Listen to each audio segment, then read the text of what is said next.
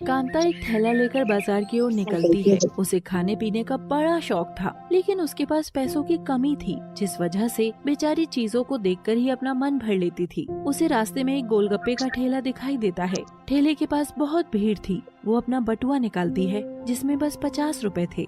हाय रे मेरी फूटी किस्मत, इस बटुए में हमेशा 40-50 से ज्यादा पैसे तो होते ही नहीं हैं। आखिर वो दिन कब आएगा जब मेरे बटुए में खूब सारे पैसे होंगे। पता नहीं वो कौन सी मनहूस घड़ी थी जिसमें भगवान ने मेरी किस्मत में गरीब होना लिख दिया। बेचारी उदास होकर अपने कदम पीछे मोड़कर सब्जी लेने चली जाती है। आते वक्त रास्ते में काफी अंधेरा था। उसी अंधेरे में एक चमचमाती सी कोई चीज कांता को दिखाई देती है। अरे ये क्या, इस अंधेरे में ये चमचमाती हुई चीज क्या है? पास जाकर देखूं क्या? हे भगवान, मुझे तो डर लग रहा है, लेकिन मन में जो जिज्ञासा उठ रही है उसे तो नहीं रोक सकती ना। जो होगा देखा जाएगा। एक बार पता लगाने की कोशिश करती हूँ कि आखिर क्या है ये। कांता उस चमचमाती हुई चीज के करीब जाती है और वो देखती है कि वो चमचमाती हुई चीज एक सुंदर सा चमचमाता पर्स था। पर्स दिखने में काफी सुंदर और आकर्षित था। कांता पर्स उठा लेती है। अरे ये पर्स तो बहुत सुंदर है और देखने में लगता है काफी महंगा होगा। ऐसा पर्स तो मैंने आज तक नहीं देखा। कांता उस पर्स को जैसे ही खोलती है, उस पर्स में खूब सारे पैसे और हीरे जवाहरात रखे थे। ये देख कांता घबरा जाती है और वो तुरंत उस पर्स को उस जगह पर रख देती है। तभी उस पर्स में से आने वाली रोशनी बहुत तेज हो जाती है और उस पर्स में से आवाज आती है, कांता, ये सब कुछ तुम्हारा है, इसे अपने घर ले जाओ। कांता, ये सब कुछ तुम्हारा है, इसे ले जाओ। कांता बहुत ही ज्यादा घबरा जाती है और वो तुरंत अपने घर की तरफ निकल जाती है। ऐसे ही रात को जैसे ही कांता अपने कमरे में सोने जाती है, वो देखती है कि बेड पर वही चमचमाता हुआ पर्स रखा हुआ है। पर्स देखकर कांता फिर से हैरान हो जाती है। हे भगवान, आखिर क्या है ये सब? मुझे तो लगता है कि ये कोई रहस्यमय पर्स है, तभी तो मुझे बार बार ये पर्स दिखाई दे रहा है। कांता, ये सब कुछ तुम्हारा है, इसे तुम अपने पास रख लो। देखो, मुझे नहीं पता ये सब क्या हो रहा है, लेकिन मैं इतना जानती हूँ कि मुझे खुद से कमाए हुए 10 रुपए से जो संतुष्टि मिलेगी वो इन सब से नहीं मिलेगी। इसलिए भगवान के लिए तुम जो कोई भी हो, मुझे माफ कर दो। ऐसे ही कुछ दिन बीत जाते हैं और एक दिन कांता थैला लेकर फिर से मार्केट की ओर जा रही थी। तभी रास्ते में उसे एक घायल गाय दिखाई देती है। उस गाय के पैर पर काफी चोट लगी हुई थी और उसका खून भी निकल रहा था। गाय के आसपास से जितने भी लोग गुजर रहे थे, वो सबके सब गाय को इस अवस्था में देखकर नजरअंदाज करके चले जा रहे थे। लेकिन कांता से गाय की ये हालत देखी नहीं जा रही थी। वो तुरंत गाय के पास आती है। हे भगवान, इस गाय को कितनी चोट लगी है।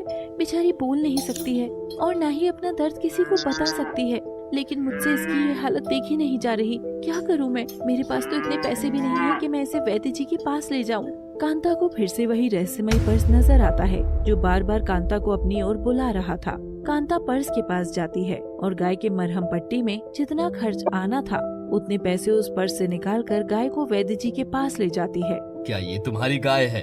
नहीं नहीं, ये मेरी गाय नहीं है। वो तो मैं मार्केट जा रही थी और मुझे रास्ते में एक घायल गाय मिली। मुझसे तकलीफ देखी नहीं जा रही थी, इसलिए मैं इसे यहाँ ले आई। आप जल्दी से इसके जख्मों पर मरहम लगा दीजिए, बेचारी बहुत परेशान है। बेटा, इस मतलबी कलयुग में कोई किसी की मदद नहीं करता, फिर तुम क्यों बेकार में इस बेजुबान जानवर के जख्मों पर मरहम लगाने की कोशिश कर रही हो?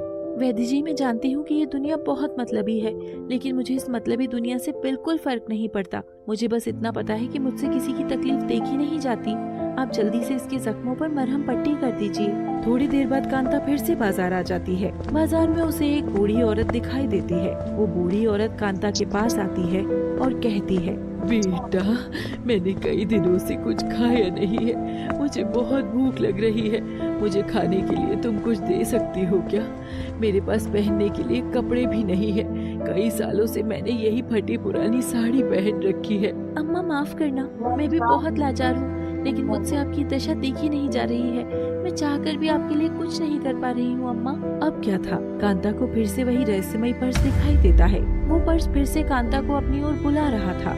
कांता दोबारा उसी पर्स के पास जाती है और उस पर्स से कुछ पैसे निकालकर सबसे पहले उस बूढ़ी औरत को मार्केट से खाने के लिए जलेबी और समोसे खरीद कर दे देती है और बचे हुए पैसे से बूढ़ी औरत के लिए एक साड़ी खरीद लेती है और उस बूढ़ी औरत को दे देती है। जिसके बाद वो बूढ़ी औरत एक देवकन्या का रूप ले लेती है और कांता से कहती है, कांता, तुम बहुत नेक दिल इंसान हो। तुम्हारी ईमानदारी देखकर मैं बहुत प्रसन्न हूँ। मेरी ईमानदारी देखकर? मैं कुछ समझी नहीं। और ये सब क्या है? तुम्हें जो बार बार रहस्यमय पर्स दिखाई दे रहा था, वो पर्स तुम्हारी ईमानदारी को परखने का एक जरिया था और तुम्हारी ईमानदारी देखकर मैं बहुत प्रसन्न हुई हूँ, इसलिए मैं तुम्हें कुछ भेंट देना चाहती हूँ। देवकन्या कांता की काया ही पलट देती है, उसे गरीब से अमीर बना देती है। अब कांता के पास सब कुछ था, रहने के लिए और कमाने के लिए खुद का रोजगार। कांता अपने जीवन में ईमानदारी से मेहनत करते हुए और लोगों की मदद करते हुए आगे बढ़ती है।